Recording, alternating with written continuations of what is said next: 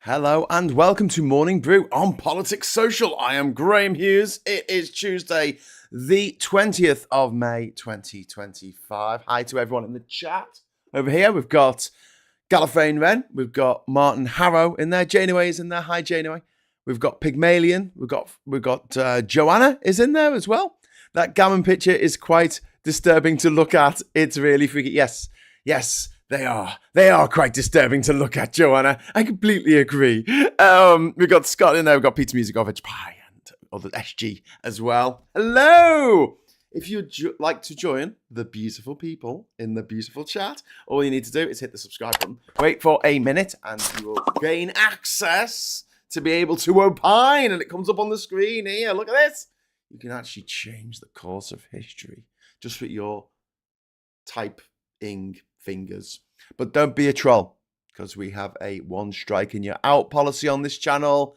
Literally, you put one message up that we don't like and you can watch, but you can't comment ever again.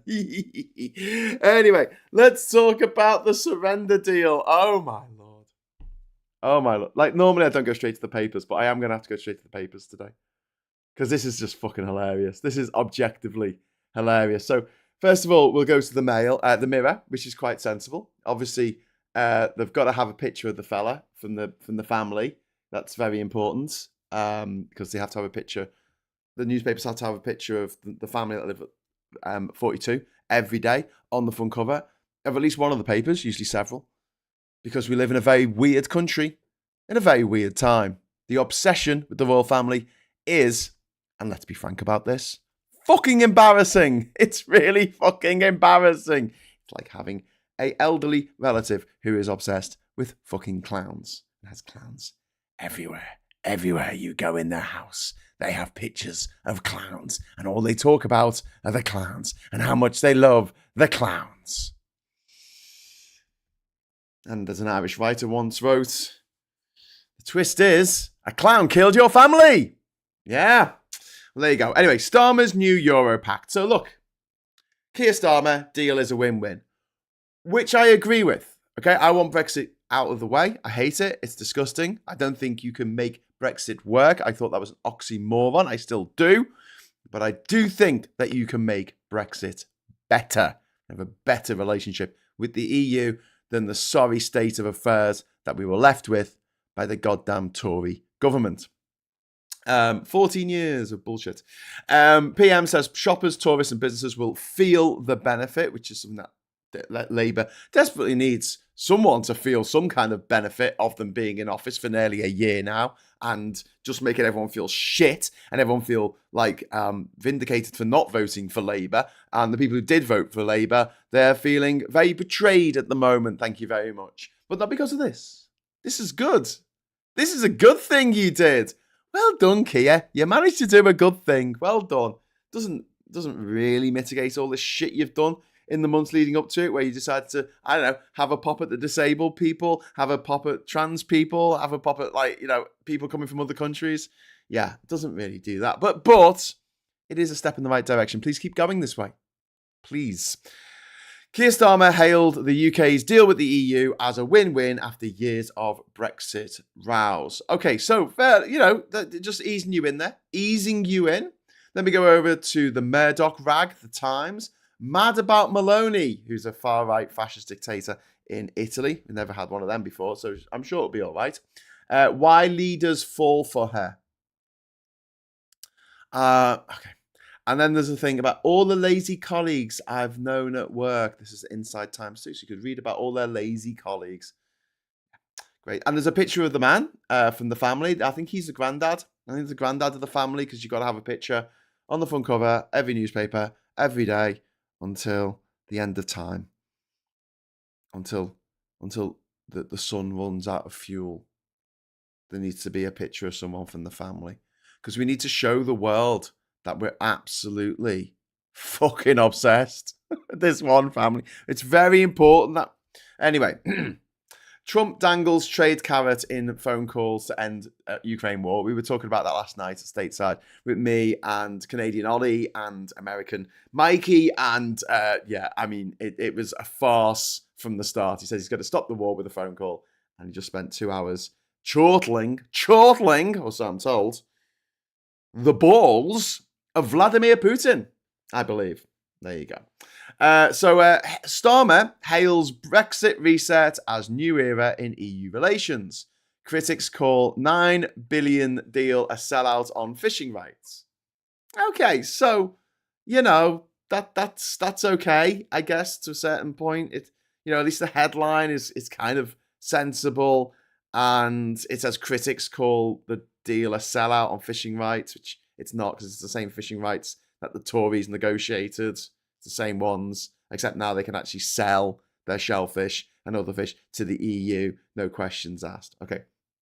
And then there's this horrific story, which was mentioned by Janeway in the chat earlier. This is an absolutely horrific story. No trans applicants on all women's shortlists. Labour will ban transgender women from all women's shortlists after the Supreme Court's ruling on biological sex. So this looks like there's going to be a vote in the NEC, that's the National Executive Council or something, that's the body that runs Labour. And they're gonna ban trans women from these lists. So they're gonna ban a marginalised group from a list that could help them get a bit more, a bit more visibility. Because here's the thing: the majority of people in this country know nobody who is trans. They don't know anyone. So over 50% of this country, well over 50% actually, do not know anyone who is trans. The number of trans MPs there are, of the 650 MPs in Parliament, there are exactly 0 trans MPs. When we talk about professional football, like at the level of the Premiership, whatever, there are no trans players. None. Not on the top level. Not at all. 0. There are very few trans people on TV. There are very few trans people making movies. There are very few trans people on the radio. How many trans people does LBC have on it? None. Not one. I mean, it's got about 17 people who went to private schools, but no one who's trans. So I would say that private schools are slightly overrepresented because they're only 7% of the population, and trans people are not represented at all. And this is true across the whole media landscape. And so in a situation where we can force shortlists where they may include a trans person, they're now being excluded from that as well, which is cruel and unfair and really, really shit of Labour to do. So whereas I'm going to be excited today about the fact that, Brexit is dying, which is nice. I like that. Go on, die, Brexit, die. I'm going to be a little bit more restrained than I otherwise would be, because I think what Labour is doing to trans people is a fucking disgrace. And they should be fucking ashamed of themselves for jumping on this anti-trans bandwagon initiated by that clocky-faced, flat-chested motherfucker, J.K. Rowling. Is she a woman? Has anyone checked? We don't know. She keeps calling herself a man. She keeps telling everyone her name's actually Robert. Named after a famous, what is it? Someone who used to do conversion therapy for gay people. Oh, that's nice. That's a nice person to name yourself after for your nom de plume. Fucking arsehole. Anyway, so, yeah. I know you shouldn't slag off people's appearances, but when someone like J.K. Rowling is obsessed with people's appearances, and she goes so far as saying that cisgender women from Algeria aren't feminine enough for her liking, so therefore they must be a trans woman, I'm sorry, but all bets are off, right? So she started it. She started complaining about the way people looked, and I'm just some gobby scouser on a small YouTube channel, right? No one hears what I have to say. I am not the best-selling author in the world with 14 million people following me on Twitter. Okay, so I'm not that. I'm not someone who can actually put the life of J.K. Rowling in danger by reporting her to the authorities as possibly being trans, something that is illegal in Algeria and can lead to a prison sentence or worse.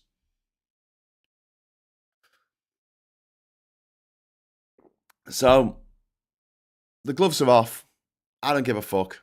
J.K. Rowling is the most disgusting human being on a pile of disgusting human beings that we have to deal with at the moment. And the fact that she has given a lot of money to the Labour Party in the past is very telling. And the fact that Labour only seems to be wanting to listen to 55 Tufton Street vampires, like the LGB Alliance, is very disturbing. Anyway, back to the EU and back to laughing at gammon. Okay, right. So, are you ready for this? Do-do-do. Are you ready for this? Do-do-do. Okay, what I'm going to do first, actually, I want to build it up. I want to build it up a little bit. So, I'm going to go over to The Guardian now.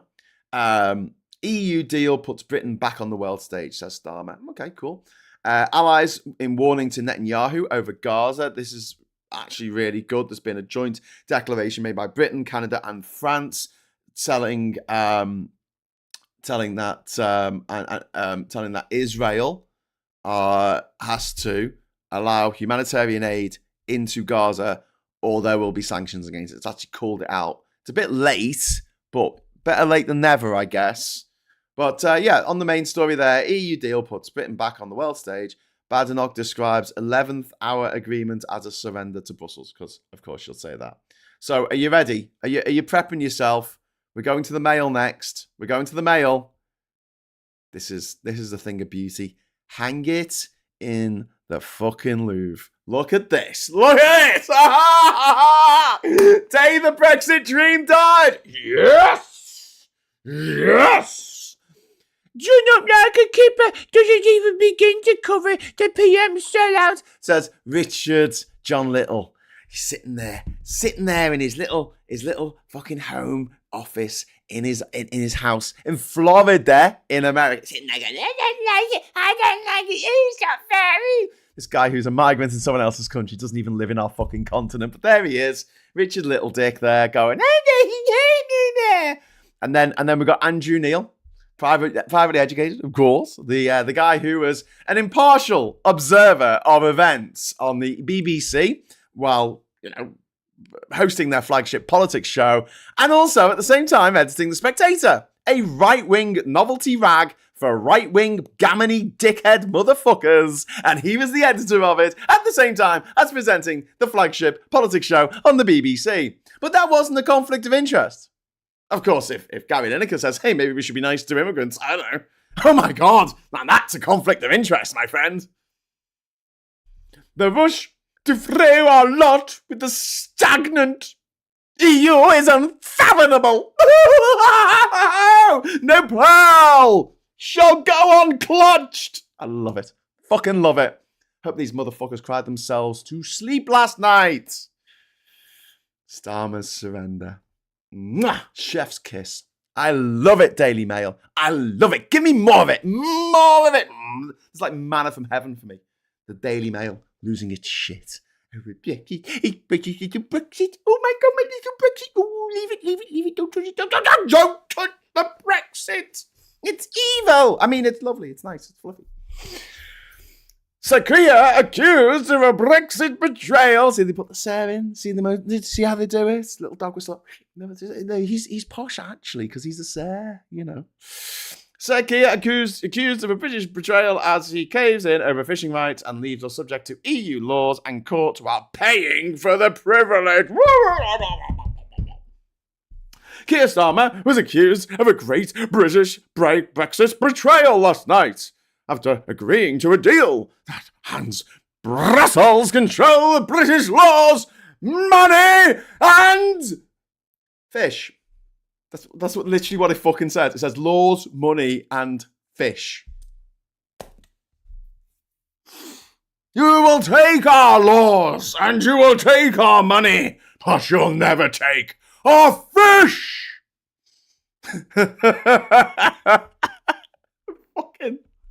Fucking hell, man. They're just fucking demented. Sorry, I completely demonetised this morning, so if you want to drop a super chat in to make up for it. I mean, it's just... Come on. Here's the thing, right? Any of these motherfuckers that you see on the telly are writing columns in the newspapers saying, they're trying to bring back freedom of movement. Here's the thing. For these motherfuckers, Their freedom of movement was never taken away. It was taken away from you, and it was taken away from me. It wasn't taken away from them because they are multimillionaires. They can live anywhere in the world. When you meet someone who is working class or middle class, can't afford to go on holiday every 2 months to Barrett's on the what's the other place they go to? Cannes. These posh places around the world for the super elite, like Monaco, for instance, where the owner of the Daily Mail lives in Monaco. He lives in Monaco. Can you live in Monaco? No, you can't. You don't have freedom of movement. You can't just turn up anymore and say, I'm going to live here. They can. So when they say, ooh, this deal is bringing back freedom of movement for people. Yeah, they mean it's bringing back freedom of movement for you. Not for them. They already have it. They never lost it. This is why they love it so much, because they like kicking people. They like kicking people that they see as beneath them. Please point this out to anyone you know who voted for Brexit, voted for reform. Ask them to their stupid, gormless, gammony face. Say, how come the rich motherfuckers like Farage and Johnson and Gove and Rees-Mogg and Andy Wigmore and Aaron Banks, all privately educated. Dominic Cummings went to Durham High School for Boys. It costs a fucking fortune. He lives in a fucking castle. Ask them why they got to keep their freedom of movement, and yet the person you're talking to had to lose theirs. Why did your kids have to lose their freedom of movement when the rich didn't take it from themselves? Of course they didn't, because the rich don't like it when the rules apply to them. All they want to do is fuck things over for the rest of us. That's why drugs are illegal. That's why prostitution is illegal. That's why in America, abortion is illegal. Because if you're rich, you can afford an abortion. You can fly somewhere else and have an abortion. If you're not rich, no, you can't have that. That is the real two-tier justice system in which we live. If you make a mistake, if I want to do something, we are caught, we are told no. The rich get away with everything. And yet they will continue to go, oh, you're taking our Brexit away. Oh. They can all F themselves to D. Pygmalion, thank you very much for the £2 for the swagger. That is very kind of you, sir or lady. I don't know. Thank you. You're a very generous person. I love it. Right, talking to generous people, it's Joanna. Here we go. Hello, Joanna. Every time I hear a large vehicle doing that beep, beep, reversing, I keep running to the window. Lol, where's my oven? Captain, Johnson's surface to slag off the work being done to address some of the damages done to us. He was found responsible for 180,000 deaths last week. He should be in jail. Yeah, he should be. He should be in prison. He should be in prison for the rest of his miserable mother-fucking life. Like the jail just isn't the jail. No jail can be squalid enough for that motherfucker for what he did to the people of this country. The suffering. The problem is so many people died. If it had been like 3 kids, then he would have gone down for it. But because it's such an incalculable number of people who died unnecessarily, because he failed to lock down, because he told everyone there was going to be a protective ring around the care homes, which there wasn't. He allowed his ministers to give VIP lane stuff to people who couldn't deliver the PPE that the people working for the NHS needed in order to not get COVID themselves and to not die of COVID themselves, which a lot of NHS staff did. Graham, don't forget the Lexiters. Why not? Everyone else does.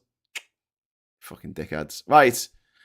Optimistic nihilist, thank you very much. Whenever we pointed out that Brexit completely failed in every respect, Brexiteers spent the last few years telling us Brexit was in the past and we should move on. And now they're screaming, funny that. Yeah, optimistic. And I find this whole fucking thing rather fucking hilarious myself. I just do.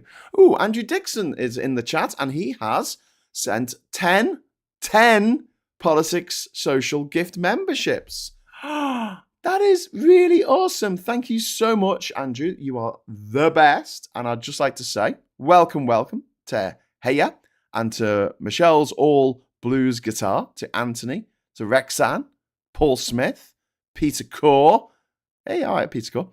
Northern Lad, Alison, Ruben, and Vegan Barnsley. You are all now members of the channel. Hey, welcome, new members. And if you want to add something to the chat, you'll get a little rose after your name, like David Peacock saying, I fucking hate Johnson. Love it, mate. He's got a rose. Scott under there, he's got a rose. Yeah. Francis Winrow has a rose saying, superstar. You're a superstar. Right, okay, so should we go back to the papers? Come on. Should we go back? We'll have a little bit after that tidal wave of hilarity. That is the Daily Mail throwing its toys out the pram. I will get into what actually happened in the deal, but first of all, let's just finish off going through the papers. UK and EU agree post-Brexit reset of trade links at Showpiece Summit. Starmer concedes on fisheries. Von der Leyen hails new chapter. Youth mobility tensions remain. Has the US been saved from recession? At the Financial Times there. And why Putin thinks that time is on his side. Oh, fuck off, adverts.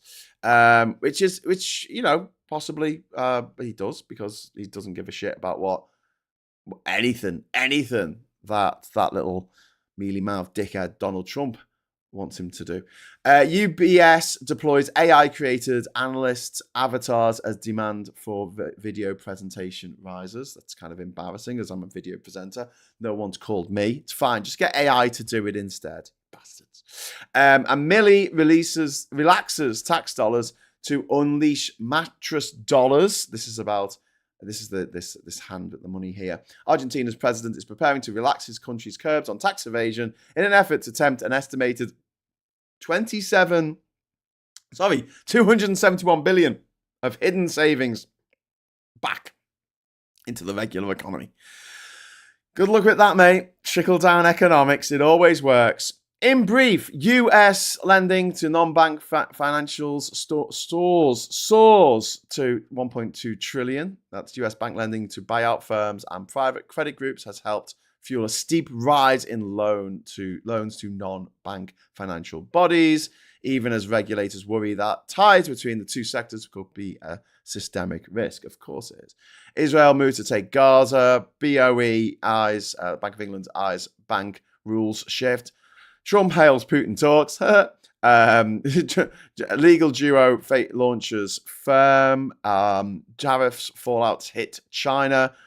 Klarna's net losses widen. That's a Swedish fintech group. And then we've got Diageo, who own Guinness and shit. They eye assets sales. They own Guinness and Johnny Walker and stuff. Okay, right. Awesome. We have, Trip. Thank you. You are the best. Welcome to Lone Star, my friend. Welcome. It's good to have you. Good to have you on board. Just press the join button if you'd like to join the channel. That's all you need to do. Very exciting. And you get a little rose after your name. And you get your name in the credits if I update it. I need to update it like once a week at this rate, but I will get around to it. I promise. Okay, so Metro here. Helps if I show you it, doesn't it? Starmer hails EU deal as opponents take aim. Brexit battle 2 begins. Well, it doesn't, because it's done. There's nothing we can do about it. It's done. There's no battle to have. Kia. Starmer has hailed his reset deal, the EU, as a win-win. It is a win-win, and I'll go into that in a moment. But here we go. Lovely. Oh, can you smell it? Can you smell the roast gammon? Oh, doesn't it smell delicious? Oh, God, it smells so good. It smells so... I don't care if you're a vegetarian. Oh, the smell of the roast gammon. Oh, my friends. It's like manna from heaven. It really is. Kiss goodbye to Brexit. Ba-da-ba-da-ba-bum. It's not kissing goodbye to Brexit. We're still not a member of the European Union. We're still never going to be a member of the single market or the customs union in the next 5 years. It's not going to happen. So, the main Brexity shit is still being all Brexity. But, they like to make out. They like to make out that there's something to worry about here. But anyway, Starmer gives up fishing rights and aligns food laws with ECJ in surrender of our independence, says Refuck Party, who gives a shit. At a glance, the EU has secured fishing rights in British waters for 12 years, in a major concession from the government. I love the way that it doesn't mention the fact that they have opened up the trade barriers so that now you can sell your catch. A lot of the stuff we catch around the UK isn't eaten by people in the UK.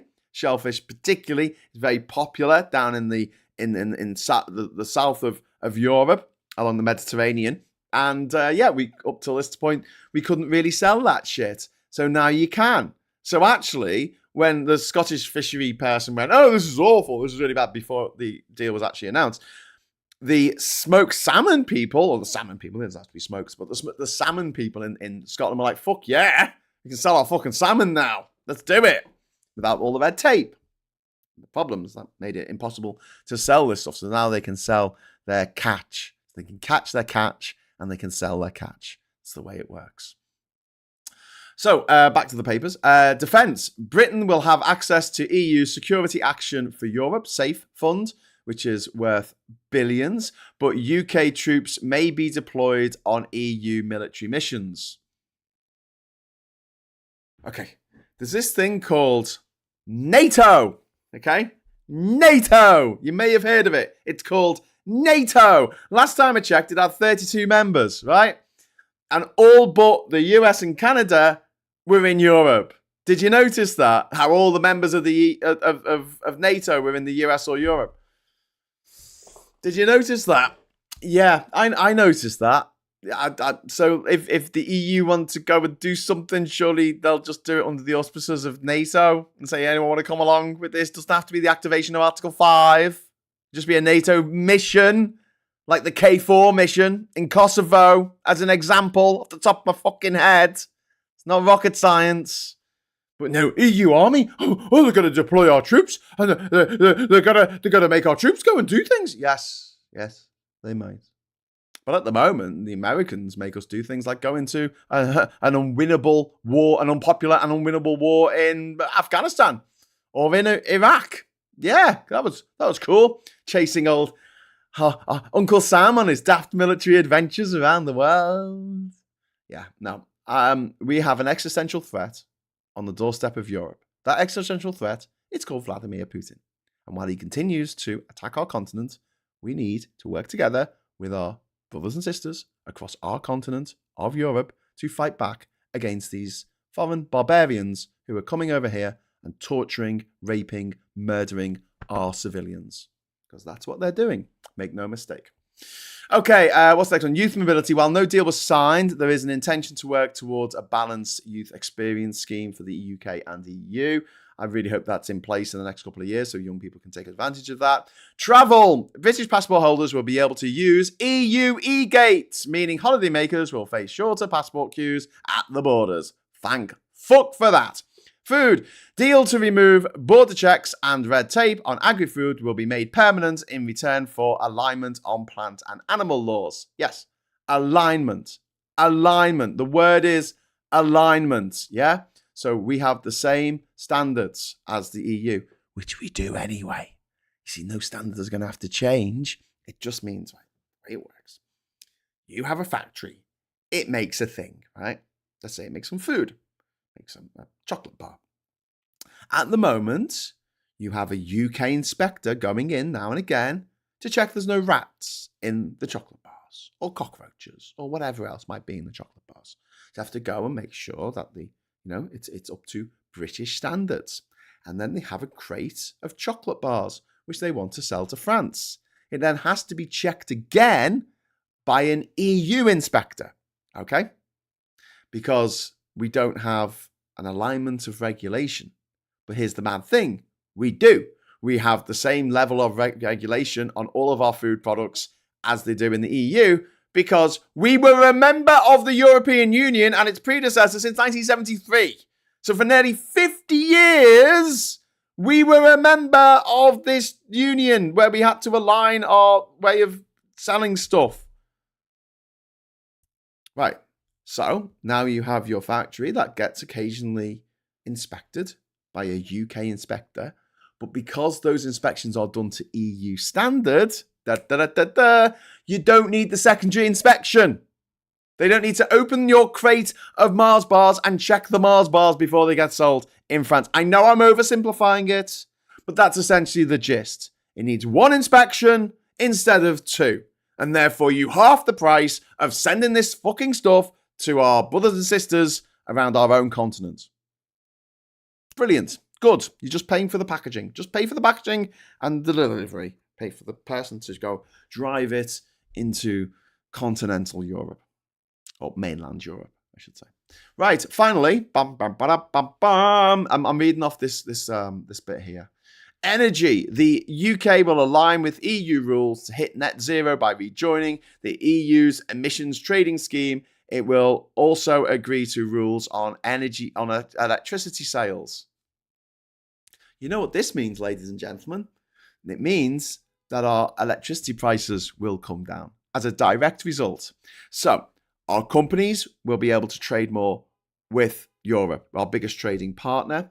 Our fisheries will be able to sell more fish to our biggest trading partner.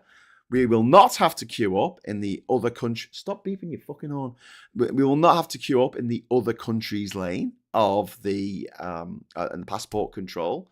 And our energy bills will come down. Why will our energy bills come down, I hear you ask? Well, because at the moment, we have the highest energy bills in the whole of Europe because we pulled out of all the stuff that made our energy cheaper with us being members of the EU.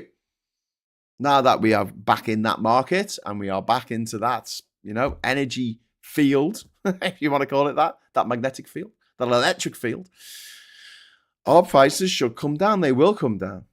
I mean, I doubt if the price of beer is going to halve to what it was before we Brexited, but, that's just one of the, knock-on effects of Brexit. People are going, oh, young people aren't drinking anymore. I'm like, because it's too fucking expensive, dickheads. They can't afford it. Who can afford £6.74 a pint? Who can afford that kind of price for a pint of lager? Like, how much are you going to drink? Are you going to have 17? No, you're not going to have 17 fucking pints. Come on, behave. You're going to have two.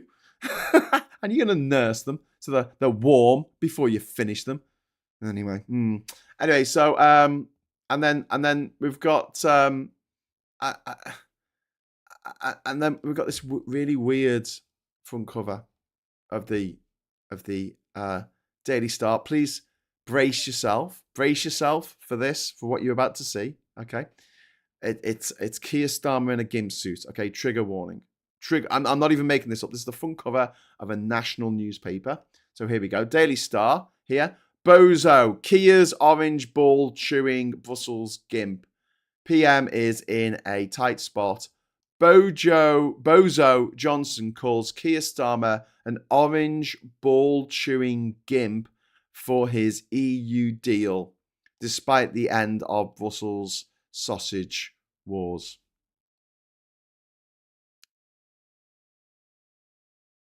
Ladies and gentlemen, the former Prime Minister of the United Kingdom of Great Britain and Northern Ireland. These are not serious people. These are not serious politicians. These are not serious humans. They're not serious animals. They're not serious life forms. They are ridiculous. They are evil. They're like the evil clown from It. That is Boris Johnson. He is fat Pennywise. And he's there with his balloon. They float. They all float. And he just wants to murder everyone. He murdered 180,000 Brits. That motherfucker. He killed more British civilians than Hitler.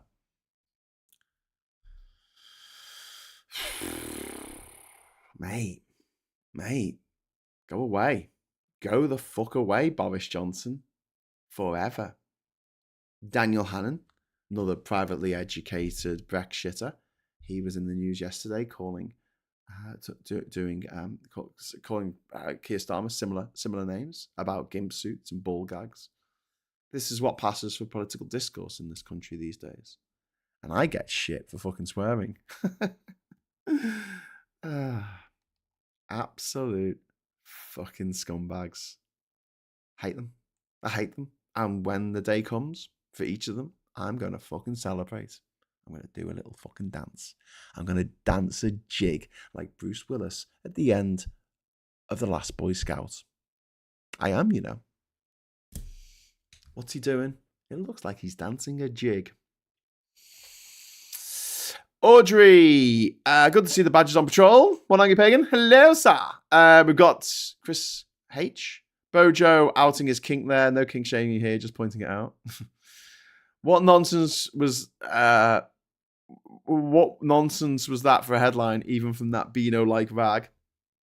Johnson would know all about being a ball-chewing gimp if the stories from Perugia are to be believed. That was the sex and drugs parties that he went to with underage women who were trafficked from Russia to be their miserable sex slaves. And absolutely horrific stories coming out of these depraved sex orgies in Italy. But, you know, your granddad still thinks that Bojo's got, like, things to say.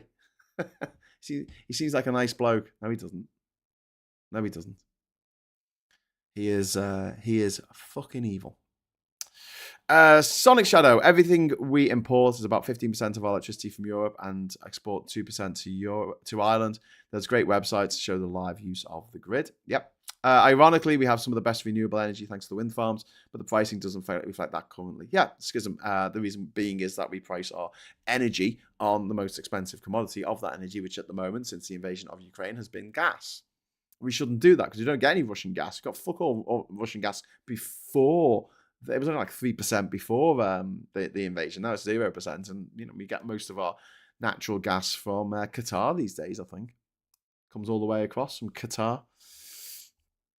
Don't forget, if my memory is not too rose-tinted, but Maggie was instrumental in the creation of the single market, which saw the economy of the UK and Ireland boom. Yes, it absolutely did. And the economy of Ireland is still booming.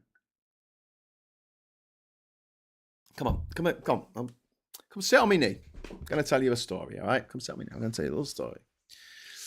A long time ago, in a galaxy far, far away, well, actually not a long time ago, 18 years ago, there were two countries.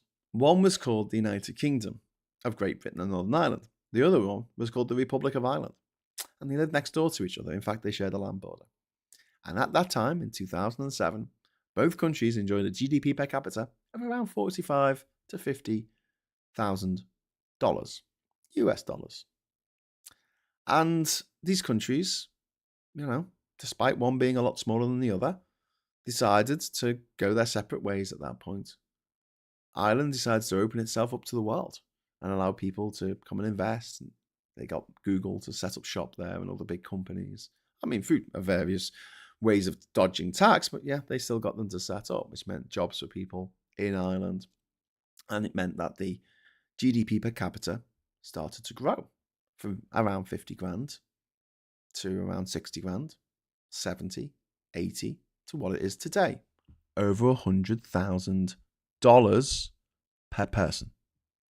GDP. I know GDP is not a great way of measuring the wealth of a country, but it's a measure. It's a measure that we can use because then we can look at the UK and go, oh, what's the GDP per capita of the UK been like since 2007? Well, no, we went the other direction. We shut ourselves off for the world. We insulted our neighbours. We made everyone in the Commonwealth feel like they were a bunch of idiots for hanging out with the biggest moron in the pond. We made people not want to invest here. British foreign overseas investment went off a cliff after 2016. Off a cliff, like you would not believe. We're talking about nearly £100 billion worth of investments gone, wiped out in the course of just a couple of months. Because no one wanted to build anything here, no one wanted to do anything here, because there was no security, they didn't know what the fuck we were doing. At the same time, we had austerity, which fucks things for ordinary people, because it means they've got no disposable income. It means the economy seizes up. The way an economy works is money needs to be circulating, money needs to be moving around. If all the rich people just stuff their mattresses full of £5 notes, then there's going to be a recession. There's going to be no growth to the economy. And yet, that's what the government decided to do after 2010. Austerity, yeah, this is going to be great. Then they did Brexit. Then they responded to COVID in the shittest way imaginable by giving billions of pounds, billions with a B, billions of pounds of taxpayers' money to their mates and taking out gargantuan loans.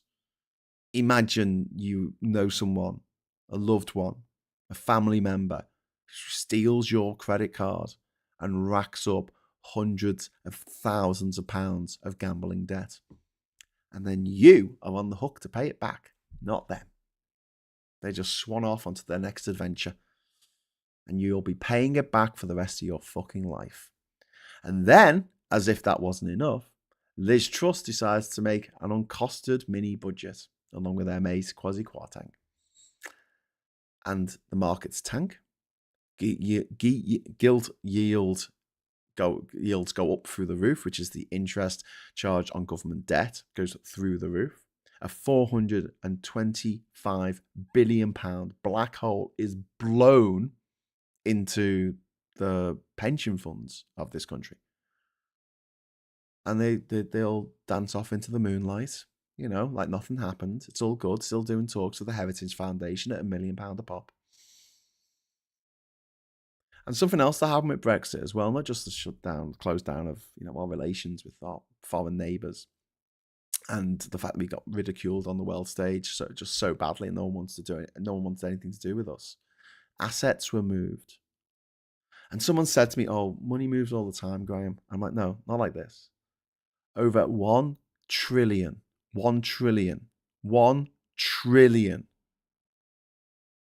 pounds worth of assets were moved out of the City of London. Moved out. Well, of the UK. Moved to Dublin. Moved to Rotterdam, Frankfurt, Paris. These were actual tangible assets that were moved out of the country. 1 trillion. That is an unimaginable amount of money. That is enough to give every person who lives in Liverpool £1 million each. Sorry, no, 2 million. £2 million each. That's how much money it is. It is an insane sum of money. And all those assets were taken out. And they go, "Oh, but that happens all the time." No, it doesn't. Because Barclays, and you can look this up, had to go to the High Court and ask if it was okay if they moved nearly £200 billion worth of assets out of the country. And the High Court said, "Well, can't stop you." And these Brexiters going, "Oh yeah, this is normal. This is what normally happens. Yeah, this is so normal. Look how normal this is." And now, here we are in 2025, and the GDP per capita of the United Kingdom. Let's have a look. GDP per capita, UK. Let's see where we are. Where are we right now? Oh, $49.4 thousand. $49,463 US. That's where we are right now. That is our GDP per capita. Whoop-de-doo. Haven't we done well? Didn't he do well, eh? Didn't he? Well, no, we didn't. We didn't do well at all. Okay, so there we go. That's the price of Brexit right there. Should we have a look? Should we have a look on the papers here? Oh, you can't see it very well because it's kind of like over to one side. That's no good. Let's just move this over. There you go. Google GDP per capita. And let's do a little thing where we move back to see where we were in the past. Oh, look at this. 45, 46, 40 in 2020. Went down to 40. Here we go. Let's keep moving along. 47, 43. Oh, here we go. And we're going to go all the way back to 2008. And it's 50. Look at that, everyone. In 2007, like I said, the GDP per capita of the United Kingdom was 50,397. And now let's just move that along, and it's actually less. Per person, it's actually less. Now let's do the same thing for Ireland, shall we? Let's go, because this is a tale of two cities. Let's go to Ireland here. Oh, here we go. Won't you look at that? Brexit, everyone! Please clip this and send it to your stupid motherfucking Brexit voting mates and relatives. Send them this. Okay? Let's go through it again, shall we? They're on $103,000. But let's just go back. Let's just go back in time, shall we? Let's go back in time. 2001, 2019, 2015. So, 2014, they're only on 57,000. They're not that much ahead of us. But then in 2016, they're up to 64. 64. How did they get up? How did they get so high? And then after that, 72. Then they're up to 81. How does? And then, oh my God, it just springs. Oh, look at that. Bang, 105. 105. But let's go back to 2007. That was the date that I identified to say, look at this, the way it went. Oh, even back in 2007, they were ahead of us. Let's go back to 2005. There you go. Or maybe we could look at 2010. Okay, 2010, they were down to 48,000. And in 15 years, they have more than doubled their GDP per capita. Meanwhile, in the UK, our GDP per capita has actually gone down. It's gone down because our economy hasn't grown. Our economy hasn't grown since 2007. It hasn't grown in 18 years. But what has grown is the population, which is why it's gone down in the last few years. And that is governance, my friends. That is governance. And that, more than anything, is Brexit. You can see it there in the chart. After 2016, Ireland goes up, Britain flatlines. It's dead. The economy is just like, just trucking along as best it can. No growth, no investments, no money coming in, nothing extra. Just the money that's already there sloshing around. How awful. And yet the Brexiters are like, oh yeah, no, Brexit's a great idea. Yeah. If only if it was done properly, it would have been great. Please, if you get the opportunity to point this out to the Brexiters, point it out to them, because it just is, I think, one of the best ways of showing the damage that Brexit has done to this country. We could be in a position now where people can afford houses, where the elderly are looked after with dignity and respect, where the trains run on time and they're fast and efficient. We could have no potholes in the roads. We could have kids being looked after, being educated to a university level and not have to pay for it. There are so many things that we could do with that extra money. Because if we had gone the same way as Ireland, our GDP would have risen from $3 trillion a year, which is about what it was in 2007. It would have risen to $6 trillion a year, which would have made us the third or fourth biggest economy in the world. I mean, we can have a look. We can have a look at the actual, just the net GDP of the United Kingdom. I'm going to come to your super chats in a moment. Sorry, I haven't actually read them yet, but I will. Let's have a look at this then. We have GDP of the UK. It's currently at $3.3 trillion. So it's actually risen. But until this point, until 2020, right? You got 3.3 trillion in 2020. Now let's go all the way back. We got 3.1 trillion. It's the middle one. India at the top. United Kingdom, 3.1 trillion. Okay. So if we just cycle back this to 2007, we're on almost 3.1 trillion. And then it goes down because of the credit crunch, starts getting up again. I wonder what happened around this time that made it go down.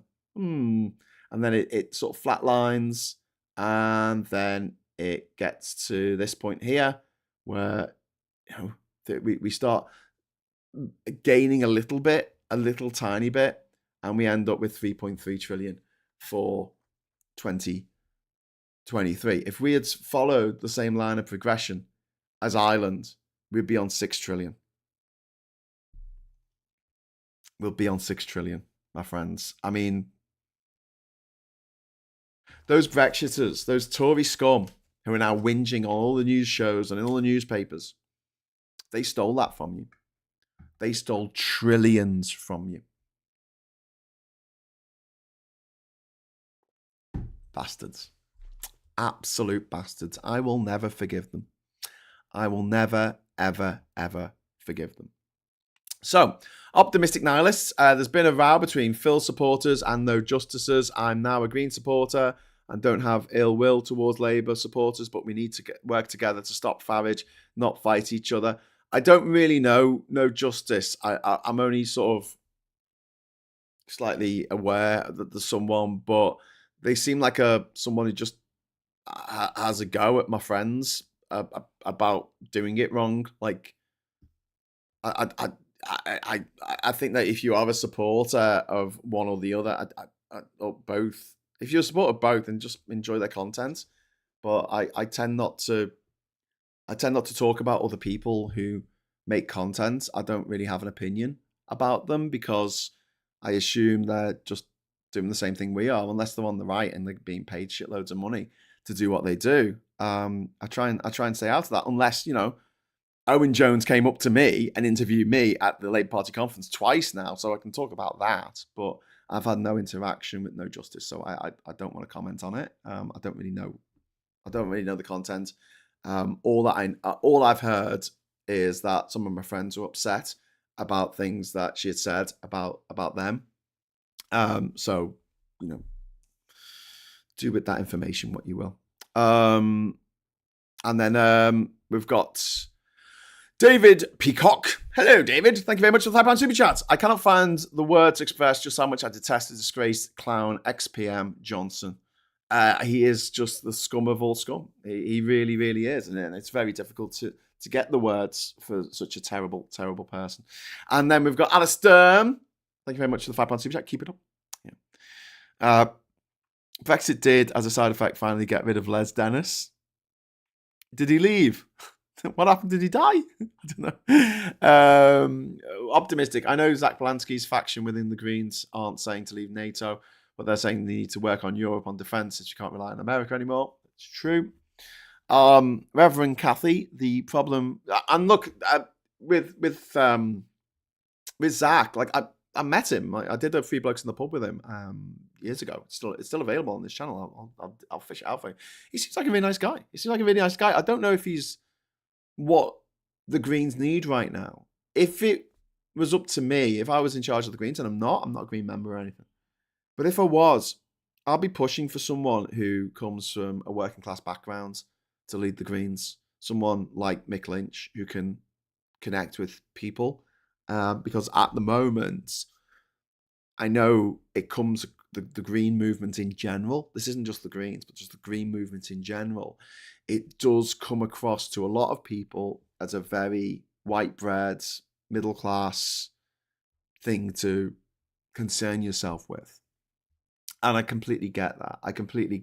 You know, that's a sort of image that we get. And the same with that, if we think of, I don't know, Brexit voters, Tories, whatever, it's all old white men, isn't it? I mean, not all, there are exceptions. Clearly, just while I'm here, I'm going to put up my disclaimer. Not all boomers! Not all boomers! But yeah, I get that impression from people I've spoken to. They see the Greens as being quite posh. And I think that the Greens could do a really good job of getting through to people better if they had a spokesperson who was more down to earth, like, you know, like an Angela Rayner type. And someone like Angela Rayner in charge of the Greens, I think would be brilliant. Sort of gobby scouse, she's a mank. Gobby northern, down to earth, tells it like it is, and pulls the pants down for these dickhead anti-net zero wankers who are going, yes, no, we need to burn all the fuel we can because otherwise, you know, profits. or something. Parcel of Rogues, thank you so much for the £5 super chat. That comedy dick rant, priceless. Have a pint of mild Brexiter. Uncles and aunties attack migrants in BHS cardigans and carpet slippers. Vicious bar stewards. Thank you very much, Parcel of Rogues. And I like that turn of phrase there. We've got Chris H there. As a viewer, I judge YouTube based on what I get out of them in terms of learning new things, how well it's articulated, and also different viewpoints. That's why Phil tops my UK politics list. Yeah, and look, me and Phil don't agree on everything. Clearly we don't. It's like me and Mikey, me and Tansky, we don't agree on everything. That would be a foolish way to go down. And I always feel like I know how hard it is to do this as a job, to try and just wake up every day and go, oh, I've got to talk for an hour about a subject and make a presentation, and all these people are waiting, and I've got to get all the graphics sorted, I've got to get a thumbnail, I've got to write down some notes to say, to make sure that I know, on my scribble pad, like what I'm going to be talking about. And I know how difficult it is. I know how stressful it is. So I try and give all the people doing the same thing a bit of the benefit of the doubt. So I'm here to speak truth to power. I'm not interested in going after people who are leaving comments or presenting their own shows on here. I'm going after the millionaires. I'm going after the private school mafia who are making our lives a misery. And hashtag, not everyone who went to private school, but you know what I mean. Like, I like to punch up because that's what I feel I should do. I feel I should punch up on behalf of people who would like to punch up but are not in a position to do so. So I'll do it. I'm middle-aged, middle class, white, scouse. As far as privilege is concerned, the only thing holding me back is I wasn't born in London. That's about it. So like, I'm happy to take whatever comes my way on your behalf and be able to do that. I've got friends who make videos calling people out for leaving a stupid comment or doing this, and I tend not to do that. If I get a stupid comment on it, I just delete it. I don't even, most of the time I don't engage. I might tell a joke about their mum and then delete it because I'm a child. But there are bigger fish to fry, and them fish ain't going to fry themselves.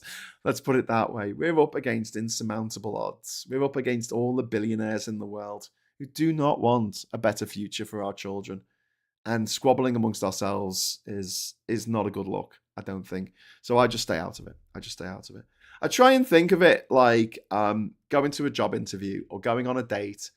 Just don't say anything negative. Just, if they want to do their own thing, let them do their own thing. And if they want to say stuff about me and say, oh, Graham was wrong about this, I don't care. I honestly don't care. Like, that's their prerogative. If that's the way they want to host their channel, if that's the way they want to make their content. I'm more interested in going after the refuckers, the Tories, the Brexiters, the Trumpers, the MAGA cunts of the world. Sorry, I've just definitely demonetized the channel now. Countries, the MAGA countries of the world. I'm much more interested in going after them. Bukaki says, Bukele, who is the leader of El Salvador, arrested a human rights lawyer last night, and the Human Rights Commissioner resigned 39 minutes later. The US Embassy is the only embassy not to condemn the arrest. Well, clearly. We just had number 3 is gifted 5 Politics Social memberships. Thank you so much, Richard. That is very kind of you. And before we come to our new members, we've got Colin here. A gift on my 86th birthday from this Not All Boomer. Not All Boomer. Thank you very much, Colin. That is very kind of you. And just for you, just for you, you may have a Not All Boomers. Not All Boomers. Not All Boomers. Number 3, thank you so much for that super chat, for the gift membership. That is really, really kind of you. You are the best. And now, Optimistic Nihilist, you are now a member, my friend. We've also got Joe Wedgwood. We've got Pumps. We've got Haggard Shanks. We've got Tegan as well. Welcome, new members to the channel. Welcome. I think that's fantastic. And also, Optimistic Nihilist, can you tell me, before we go on, can you just let me know, I'm right Politics Social at the beginning of it, so it highlights for me.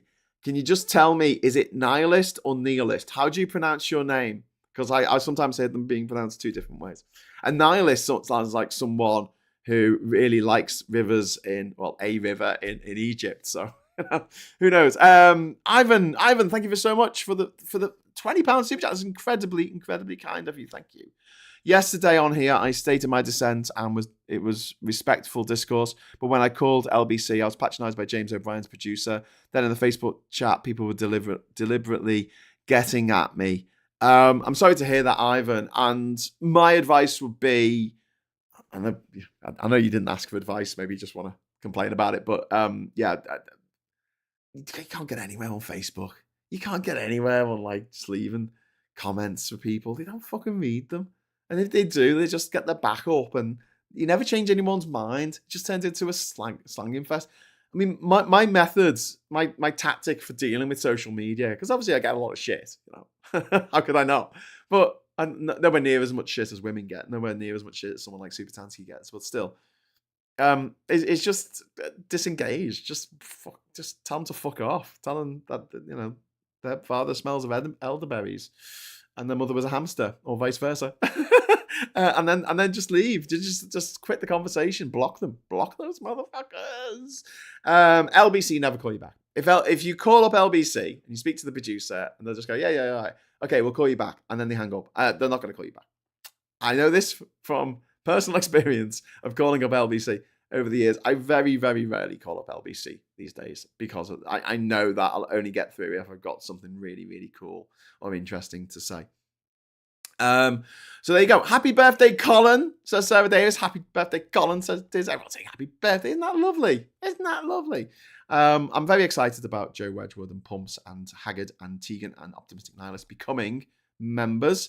I don't post publicly, says Optimistic Nihilist. I don't know if we're going to get an answer on the correct pronunciation.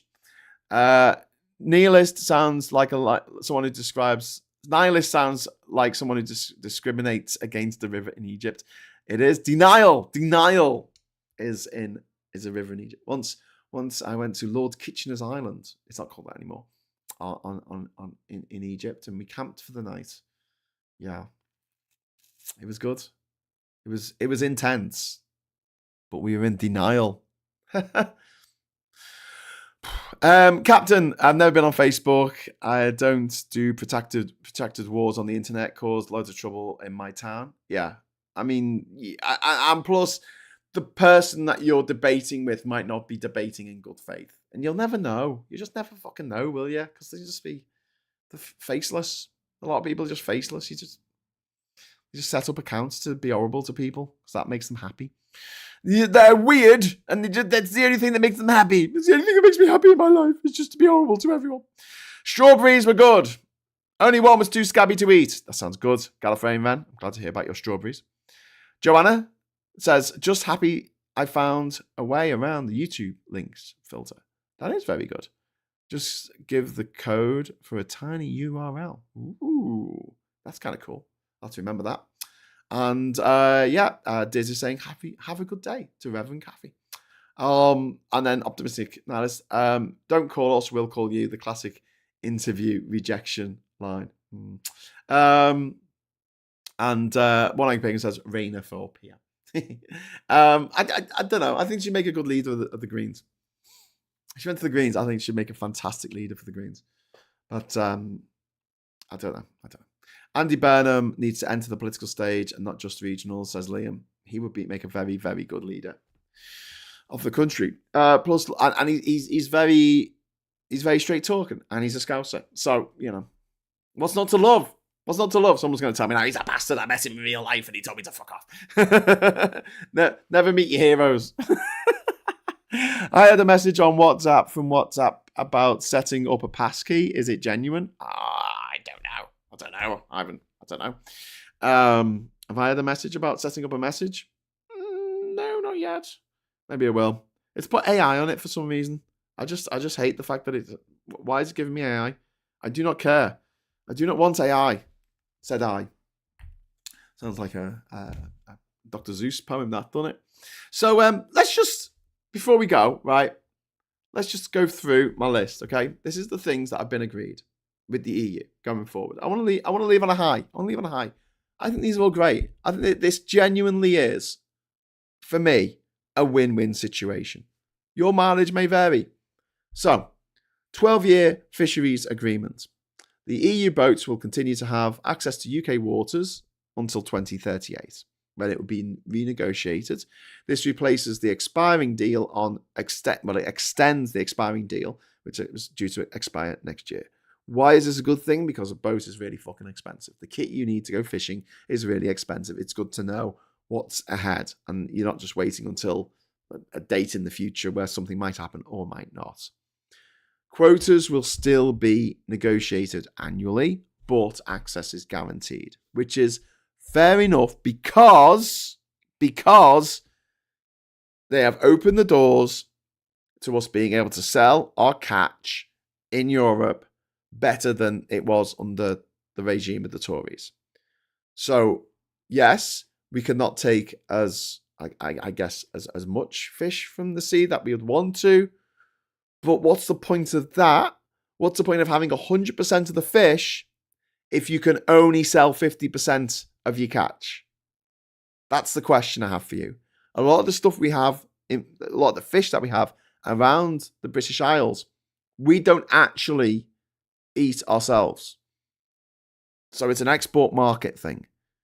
So I would rather get 75% of the available fish and sell 100% of that fish. It's a better deal. This is a good deal for fisherfolk. And some fisherfolk are going, yes, this is a good deal.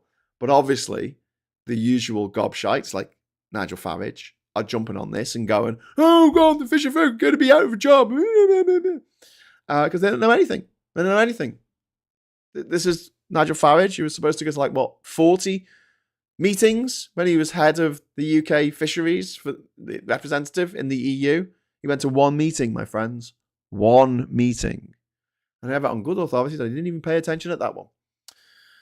So this has been criticised by the Scottish Fishermen's Federation, but it's been welcomed by exporters like Salmon Scotland. Okay, next is the SPS agreement. This is the, not to be confused with SPSS, which is something else. I think it's the statistics package.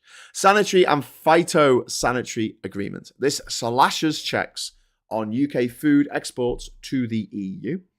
UK farmers can now, once again, sell raw burgers, other chilled meats, and, let's say it, sausages. Release the sausages! We can now sell them to Europe. This reduces border paperwork, queues, costs of business, especially for small producers. This is a massive, massive win. It is also a key win for Northern Ireland, and it will also ease the Irish sea border that was put in place by the Brexiters. Next one up is the Youth Mobility Scheme. While this wasn't finalised, but both sides have agreed to explore a capped, time-limited scheme for under 30s, the same scheme that Britain has and has had for years with young people coming over from Canada and Australia and Japan. This is modelled on existing details. It could restore travel, work and study rights for young people that were taken away by the richest, poshest, gobshitiest motherfuckers that have ever walked this unfortunate country's land. And then, this next up is the UK-EU Defence and Security Pact. This opens the door for UK defence firms. And don't forget, we are one of the biggest arms exporters in the world, my friends. Not great, but also, hey, we make money out of it. That allows them to access the 150 billion euro Security Action for Europe Fund. This is immense. This is huge. When you look at the deal that we've got with India, which is the best deal that anyone's ever got from India, it's only worth about 5 billion a year. This is worth 150 billion. I mean, we don't get all that money, but even a small percentage of that, it's a lot, especially in comparison with what we're getting out of our India deal or what we're getting out of our Australia or Trans-Pacific deal.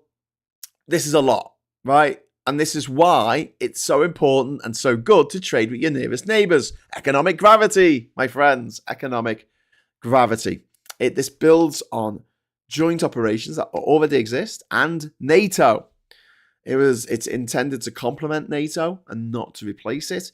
And it has strong support from both, the arms industry, of course, but also EU security agents, not just working in the UK. Not just working in the EU, but also working in the UK. Security agents are like, actually, this is really good. This is really good going forward. Thank you very much for the veg pie. Release the sausages, super chat. Woo! Release the sausages. Thank God. So next up is possibly the one that people are going to notice the most. E-gates and access, and something I didn't mention yesterday, pet passports. So UK travellers to regain fast lane access at European airports using the e-gates, pending EU member state implementation of those e-gates.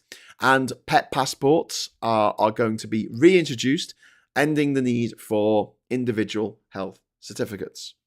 Come round, my friends, my dear friends. Sit on Uncle Graham's knee. I'm going to tell you another story.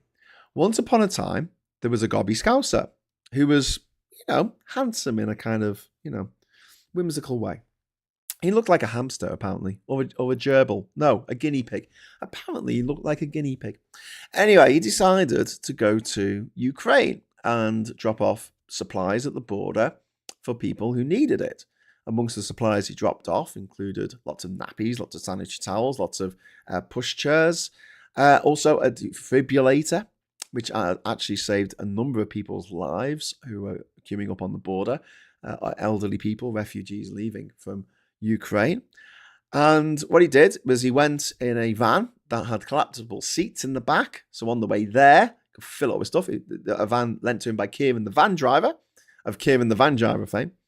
And once he got to the border, he could put the seats up, get rid of, drop the stuff off at the border at the refugee centre and actually on the border itself. You could put the seats up and pick up a family of people, so pick up to 5 people, and drive them to wherever they needed to go in Europe. So on a couple of trips, I went to Germany. This ginger person, not necessarily me. Germany, and the Netherlands, Belgium, France. And then there was a family that needed dropping off. It was a mother and 2 children. Needed dropping off in Britain, in Manchester, of all places. So took them on, and they had a little dog called Oliver. Gorgeous little dog. Gorgeous little, cute little dog called Oliver. And we drove, all the way across Europe from the border of Ukraine, through Poland, through Germany. At which point we discovered that we would not be allowed to take Oliver, the dog, across from Europe into the UK. Because even though they had a pet passport for the EU, which had the vaccinations on and everything, that was no longer allowed to come into the UK. It had been up till a couple of years before, but because of Boris Johnson and because he's an evil motherfucker, he decided that, although it's fine for him because obviously he can pay for his dogs to go anywhere in the world because he's a multi-millionaire, for the rest of us and for refugees fleeing from a war zone, it wasn't to be. And so we had to leave the little dog, a friend of ours who lives in Germany, who looks after dogs, which is great, and that's what they do as a job. So we left them with our friends in Germany, and we trundled on to the border. And for most of that journey, the little girl, whose gorgeous, tiny Maltese puppy was no longer with us, she cried. Because it wasn't just the fact that they had left their home behind. Their dad was off fighting a war against the military machine that is Russia. And they didn't know if they'll see him again. The one thing that, they bonded over as a family, the one thing that they want to take with them for their new lives, waiting for this war to end, They were told, no, you can't take them in because of Brexit. Because of the Brexit that people voted for. The Brexit that the Lexiteers voted for. Meant that that little girl cried most of the way to Calais. So then a couple of weeks later, I had to drive again all the way to Germany with the mum and the family, Natasha, and pick little Oliver, the dog, up and bring little Oliver into the UK. And we had a UK pet passport by then. We had all the paperwork in place. And we turn up at the border and they're like, sorry, you can't go into Britain. And we had to wait on the border for 2.5 hours while we got it sorted. Because you know what the problem was? The new Brexit paperwork, the document we had a number at the top. And that number didn't correspond with the number that we were supposed to have because they changed it. They changed nothing in the actual document itself. It was just the reference number at the top that had been changed because some faceless bureaucrat had decided that little Oliver couldn't be returned to his owners, you know, the kids waiting in Manchester to get their little dog back. And we had to wait 2.5 hours to sort that shit out. And we missed the train that we were supposed to get. We were really late getting into Manchester. Lucky I didn't fall asleep on the way. And they got a fucking speeding ticket because I was doing 49 miles an hour and I got snapped on a motorway in the middle of the night because it was 40 miles an hour. We're just pissing down with rain. Couldn't see shit. And it was one of those gantry things.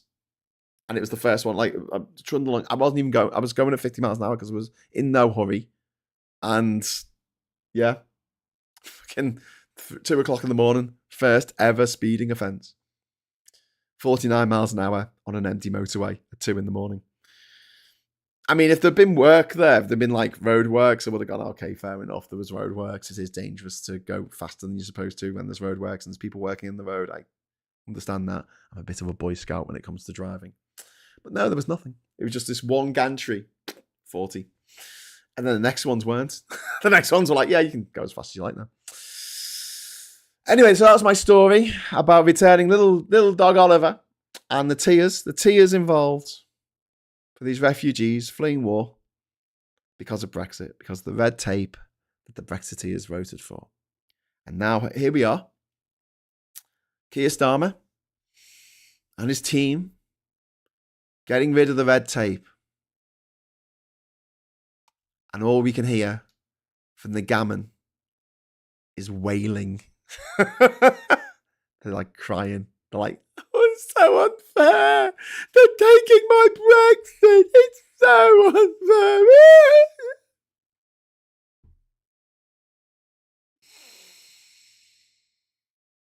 What is with these people? Have words. Have fucking words. I think when I've spoken to Brexiters, especially Brexiters who hail from Liverpool or here in Durham, who aren't rich themselves, when you point out that the rich have fucked them over and this is how they've done it, most people don't realise. Most people don't know that this is the case. They believe what they read in these shit rag newspapers. Finally, pet passports. Yep, so you'll be able to take your dog on holiday again with minimum fuss. And then finally, energy cooperation. So this is a deal to cooperate on renewables, hydrogen, whatever, North Sea winds, which I'm much more interested in, and energy trading platforms. And this could reduce energy bills by as much as £10 billion each by over this parliament. That's from the Energy UK estimate. So that means smaller bills for us, and the bills have gone through the roof for many of us, and we've had a series of very, very cold winters where we've been scared to put the heating on. We just put coats on inside and lots of blankets and worked in the freezing cold because it costs too much to turn the heating on. Obviously, the crazed gammon reaction, with Starmer's surrender. They hate the idea that Brexit might be quietly unwinding. Conservative Party, Kemi Badenoch has called it a surrender deal, said we've gone backwards. Priti Patel has said that Brexit has been betrayed. Oh, poor baby Brexit. Oh, Brexit been betrayed. Oh. And Boris Johnson is saying that British seas have been plundered again. That's the word he's plundered. And Andrew Bowie is saying we're becoming rule takers. No, we're not. We're keeping things to the same standard that we always have. That's all it is. If we want to export stuff to the EU, we have to have it up to EU standards. Everyone has to do that. The Japanese have to do that. The French, the Chinese have to do that. The Vietnamese have to do that. If you're producing a good that is going to be sold in Europe, you have to get a little CE mark on it. And if it doesn't have a CE mark on it, you can't sell it. You can't sell it in Europe. Is everyone a rule taker from Europe? No, that's just the international standard. And we're saying, yep, we're going to keep to the international standard, which we do anyway. And they're like, okay, we won't need to check the stuff coming in. Cool, as you were. And here's the reality check in all this. You know, with Richard Tice going, oh, prepare for the Great British Sellout, and Nigel Farage saying, fishing industry sold out for a few trade perks. A few trade perks? Fishing amounts for about 0.1% of our GDP. Food exports amount to 6% of our GDP. And my maths might not be amazing, but I think that is 60 times as much. So having food, being able to sell sausages and raw meat into Europe is a much bigger deal, a much, much bigger deal than people from Europe being able to bid for fishing quotas in British waters. And the UK has to follow EU rules anyway if it wants to sell to the EU. This just gets rid of duplication paperwork, like what we had to do with little Oliver, the toy Maltese dog. We have to do the same. He wasn't a toy. I mean, that's just the breed. It's called a toy. It's a little Maltese. Oh, God, they're so cute. Anyway, little Oliver already had the paperwork to bring him with his family into the UK. But we had to duplicate that exact same paperwork with a British flag at the top of it, which took time and it took money. If we hadn't had to go for that job, if we hadn't had to go and pick up Oliver, I could have done another trip to Ukraine. But as things turned out, it meant that the money that I had, little bit of money left for one last trip to Ukraine at the time, I couldn't spend on another trip to Ukraine. Because we spent it getting to Germany, picking up the dog, bringing the dog back. Because of Brexit. And the 12-year extension, this benefits exporting fishers so much more than small inshore fleets. And the hypocrisy of this all is just off the charts. The people screaming loudest live in Tuscany. The owner of the Daily Mail lives in fucking Monaco. The dad of the Boris Johnson slimeball, hideous, mad mountain of flesh that is Boris Johnson, his father lives in France. When millionaires are moaning about freedom of movement, they mean you, not them. They have always retained their freedom of movement and they will always retain their freedom of movement. You know it and I know it. They can afford not just European mobility, but global mobility. And I have said time and time again, I do not believe that you can have social mobility unless you have physical mobility. And they have all the physical mobility they need. Which is one of the reasons they're so fucking rich. Hey, Ivan, thank you very much for the super chat, my friend. That's very kind of me. I haven't been anywhere since 2018 for solely medical reasons. I've been housebound since 2020. I can't even go out to my garden. If this doesn't put things into perspective, I don't know what will. I'm sorry, Ivan. That really, really sucks. It must feel like you're under house arrest for a crime that you haven't committed. And I hope it gets better. I hope there are means and ways and you find something that works for you in order to get over this, to be able to take control of your own destiny in a way that I think, unfortunately, has been taken away from you by the people in charge who just want you to stay where you are, not go anywhere, not do anything. That's in their interests. And it's great that you actually do what you can. That the fact that you make videos and you make your voice heard and you write to your MP and you ring up LBC and just keep doing it. You'll get through in the end. You know, LBC, if something I learned about that is that they will let you through.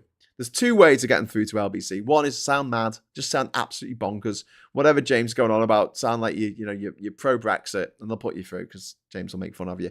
The other thing is if he's talking about one of his pet subjects, just ring in to agree with him.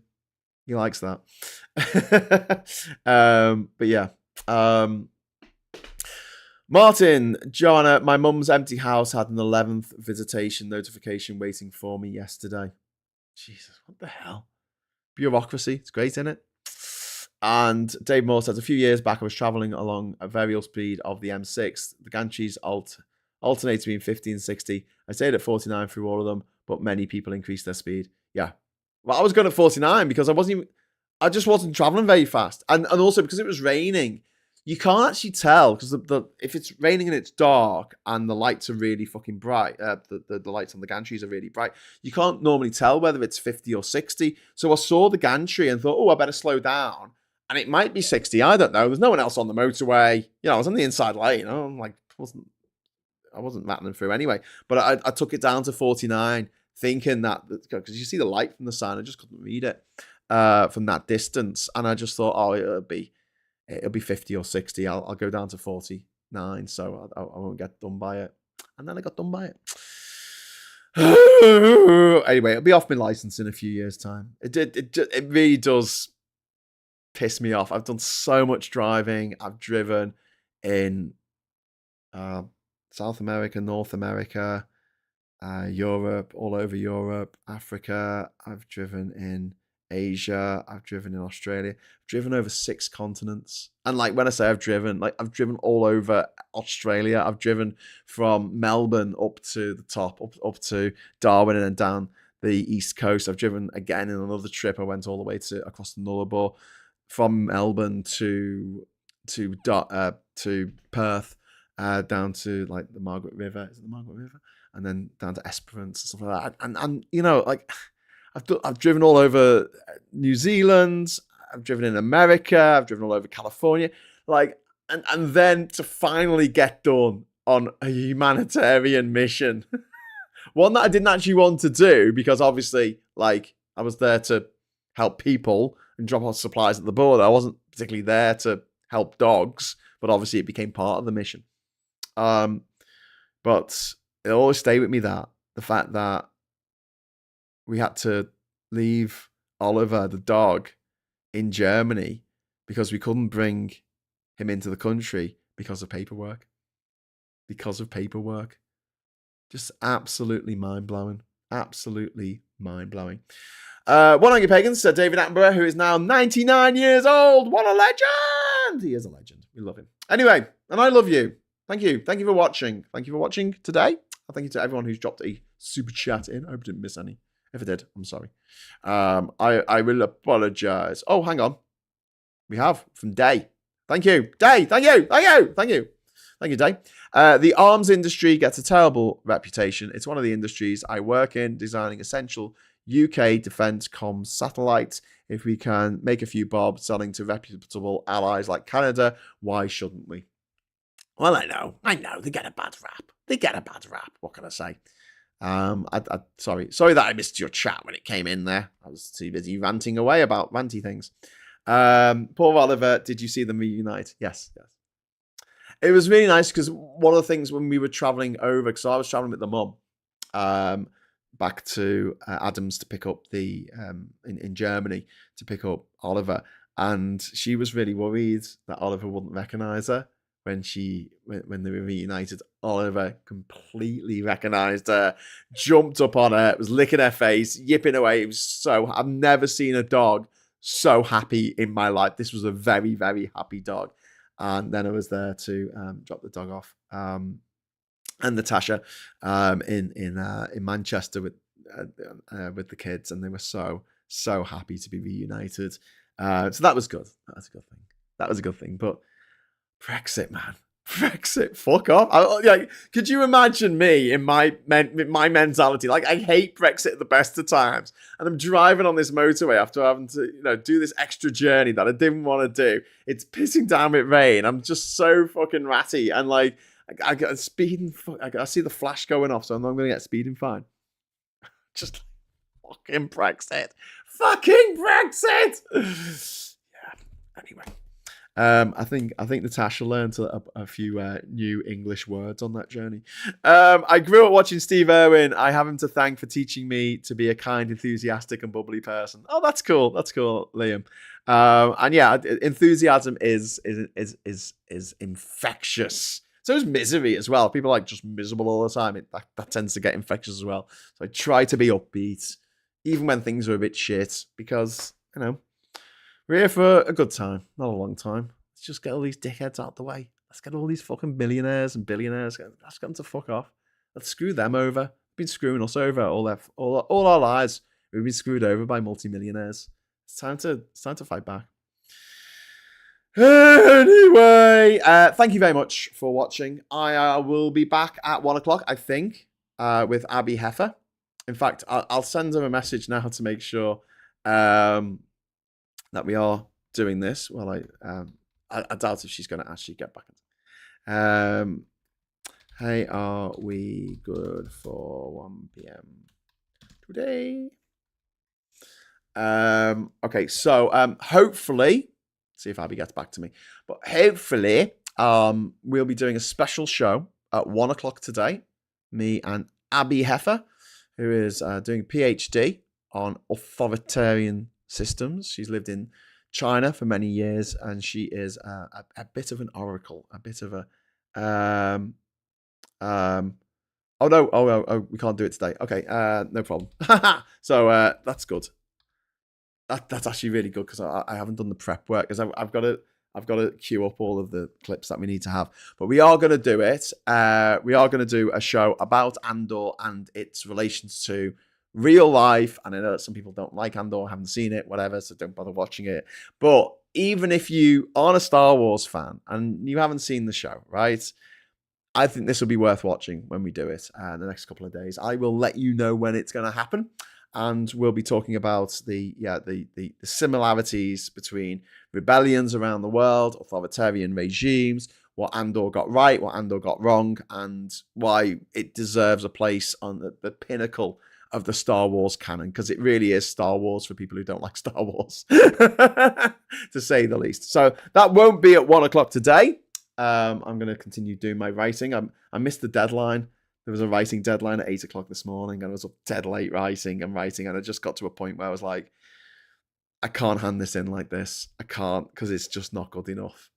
So luckily there is an extension that I can go for. I don't know if it's going to do me any favors to go for it, but I will. But yeah, so it'll give me this not doing this show today will give me more chance to focus on my writing. But I will be back at 7:30 tonight with Geoscope with Ollie from Yorkshire. And if you'd like to join us for that, you'll be very, very welcome to do so. And until next time, I'll say thanks very much for watching. Give us a like on the way out. You're all awesome. Thanks for being there for each other. Thank you for everyone who's dropped a message into the chat. So I couldn't read them all. There's a lot of them. Thank you so much to everyone who's dropped a super chat in there as well. And until 7:30 tonight, I'll say hello, good evening, welcome, and goodbye. Brexit.